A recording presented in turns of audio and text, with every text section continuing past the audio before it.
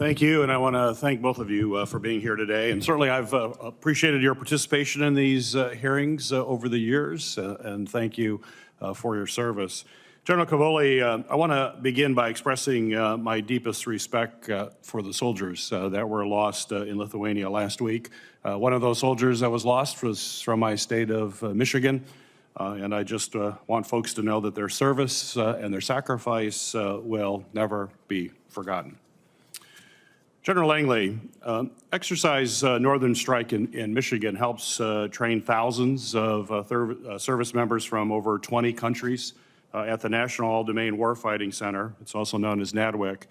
It's composed of Camp Grayling Training Center and over 17,000 square miles of special use military airspace at the Alpena Training Center.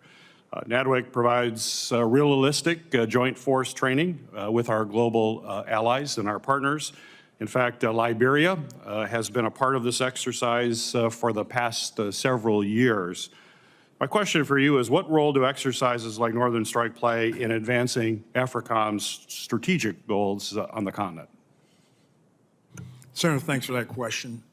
You know, our joint exercise program is indicative of the influence that we have, positive influence in building institutional capacity with our African partners.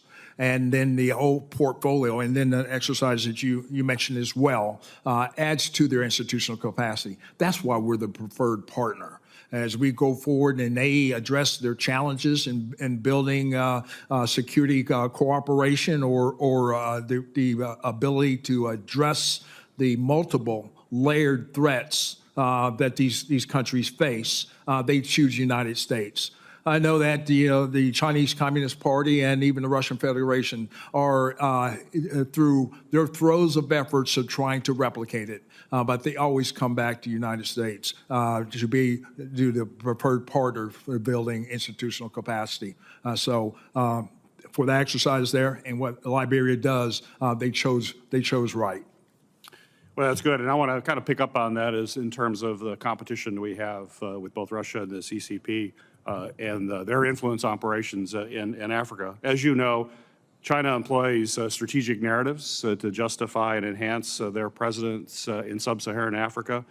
Through partnerships with African journalist training programs, the CCP integrates its perspective into local media. It directly engages in more than 60 African political parties. But their most influential impact, I think you would agree, has been the Belt and Road Initiative, which has significantly impacted Africa's economic landscape through substantial investments, particularly infrastructure investments. In 2023, African countries experienced a 47% increase in Chinese construction contracts and 114% surge in investments compared to the previous year, which totals about $21.7 billion, a substantial amount.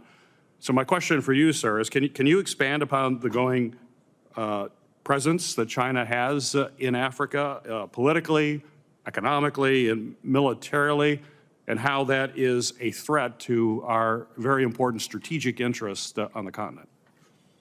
Yes, Senator, thanks for that question. China's trying to set the globe now. They want to be the global hegemon now. Chairman Xi has put out a 2049 plan, but they want to get there earlier.